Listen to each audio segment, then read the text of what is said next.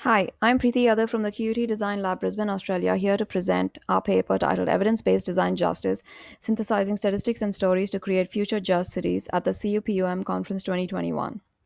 The other authors of this paper are Samuel Patterson, Anna Belanzik, and Sarah Johnston. The explanatory prowess of urban science stems from computational and scientific approaches that can drive predictive analytics. It is often tapped to address issues such as transport, waste management, and the environment to increase efficiency of services and systems. This research envisions a future in which cities go beyond being efficient and smart to being just and wise. For that, in this study, we explore the role of urban science in issues of urban inequity, focusing on the issue of homelessness. Design research, on the other hand, differs from scientific problem solving and relies on the nuances of considered human perspectives to guide the problem solving process. Design research typically involves understanding the lived experiences to tailor solutions to the urban context. Urban science is criticized for being too positivist and reducing complex multidimensional social structures and relationships to abstract data points. To address some of these criticisms of reductionism and positivity, urban informatics and urban studies are considered as complementary approaches to urban science. This study, however, explores design research as a complementary approach. We explore one approach known as perceptive design that builds upon the strengths of urban science and design research to complement one another to create a holistic, evidence based understanding of complex urban wicked problems. The aim of this study is to explore how this evidence based approach can synthesize urban data analytics and qualitative stories of lived experience of urban inequity issues such as homelessness. For that purpose, through the case study of Brisbane, Australia, we demonstrate how perceptive design can be one way to synthesize statistically analyzed data and stories of lived experiences of homelessness. Through data from homelessness service providers, we aim to explore how this synthesis can provide insights into associations pertaining to chronicity and homelessness. We look at how perceptive design can be one way to draw from statistics and stories. Perceptive design is one way to harness mixed methods research through design to gain a holistic understanding of the issue. As an evidence based design approach centered on perception and not empathy, perceptive design considers quantitative information as well as qualitative information. The perceptive design methodology is centered on the perceptive design scale, which ranges from the degrees recognize, resonate, relate, and realize, where recognize is the lowest level of perception, graduating to resonate, relate, and lastly realize, the highest level of perception.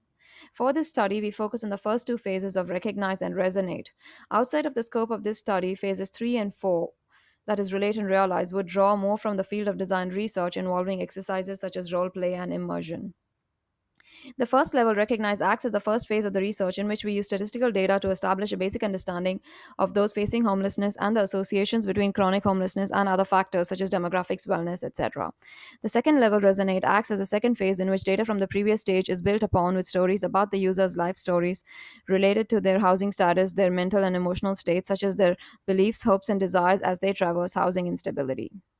In this study, we examine homelessness in Brisbane. Evidence from research suggests that the scale of homelessness in Australia is both preventable and solvable. We particularly examine chronicity in homelessness. In the Australian context, chronic homelessness is defined as sleeping rough or living in emergency accommodation for the last 6 months or experiencing 3 episodes of homelessness in the past year. The Australian Alliance to End Homelessness relies on the Advanced to Zero or A to Z database, a national database that centralizes data collection and sharing.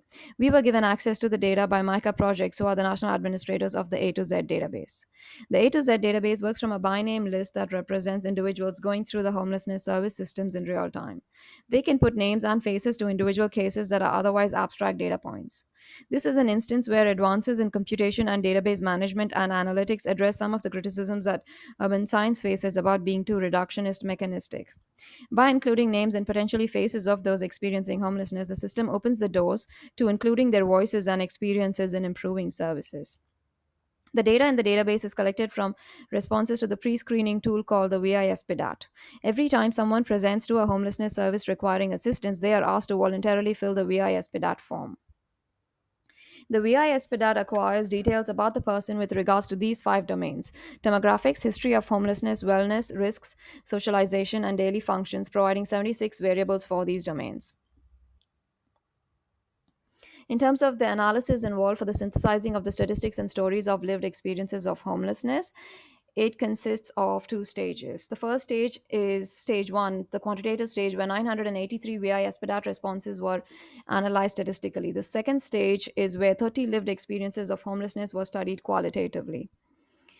The quantitative data analysis, we used Pearson's chi-square test for independence with Yates correction on yes or no questions from the VIS PEDAT data to examine whether there were any associations between respondents' chronic homelessness status and the 76 other VIS PEDAT variables from its five domains.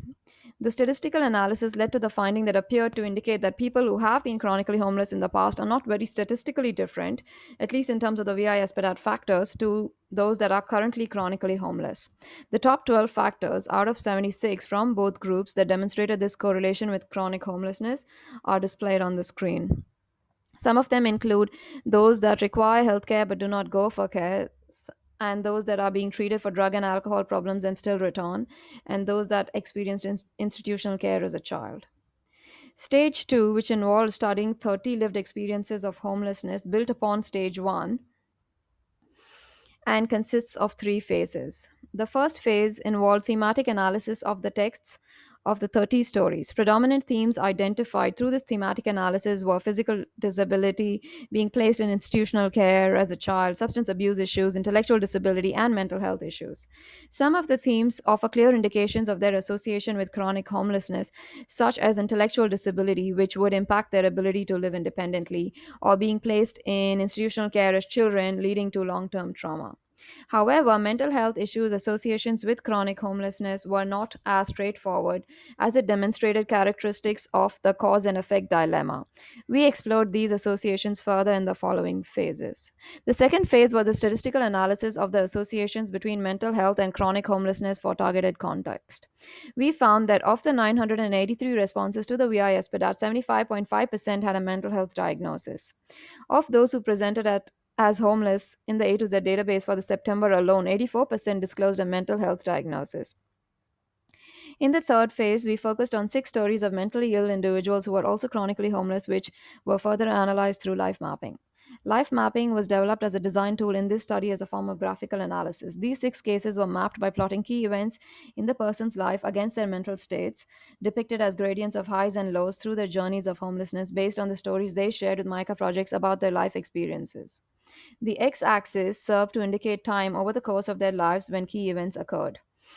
The y axis, also not to scale, served to demonstrate our perceptions based on the qualitative data about the changing status of their mental health in response to the key events in their life. The key events are denoted as 1, 2, 3, and 4 in this diagram.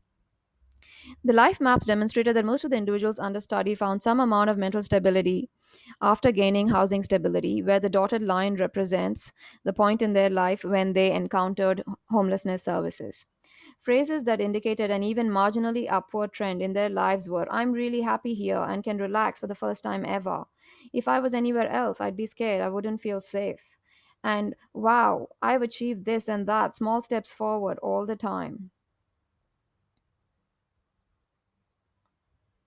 While their low mental states can be attributed to various events in their lives resulting in them being unable to gain housing stability for extended periods of time, the study did find that housing stability indicated improved mental stability accompanied by an interest in improving other parts of their lives.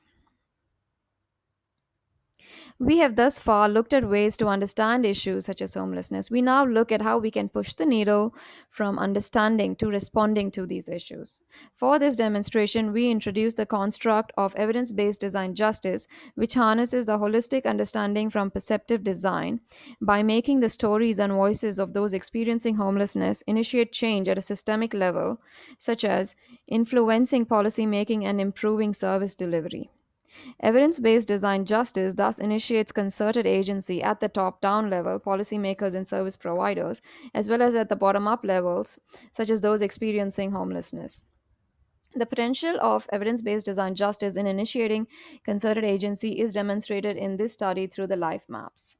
Bottom up agency is initiated through the life maps, acting as a medium for those experiencing homelessness to voice their experiences of homelessness and their experiential journeys through services and systems.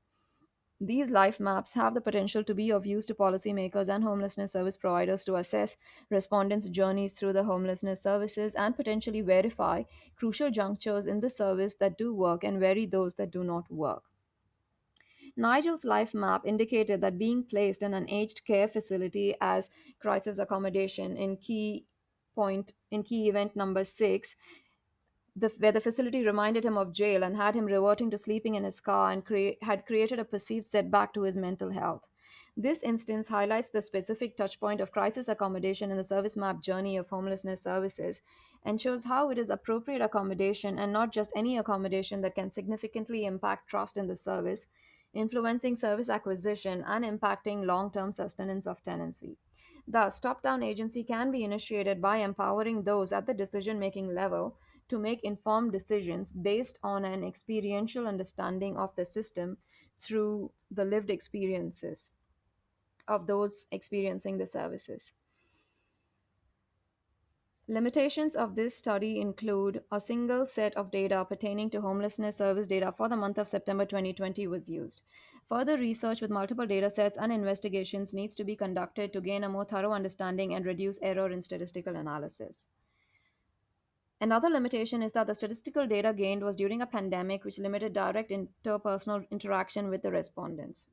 In summary, the study demonstrates how computational data analytics from urban science can be complemented by design research studies of the lived experiences for meaning making of the quantitative data. The study also demonstrates how synthesizing the two approaches to tap into the benefits of both data analytics and the nuanced human centered perspective can provide holistic insights into homelessness. We show the value of perceptive design as one way to holistically understand homelessness. Based on this holistic understanding and insights, we can potentially address or respond to such issues, paving the way towards evidence based design justice.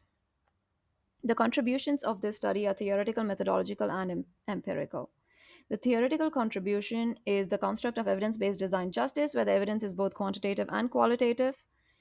The empirical contribution is the life maps as an analytical tool for evidence based design justice. And the methodological contribution, which is the key contribution of this study, is the synthesis of evidence from data analytics and lived experiences as one approach to address systemic inequities and injustices in cities. This research contributes to both the fields of urban science and design research through evidence based design justice for cities that are efficient and smart, but also just and wise. Thank you.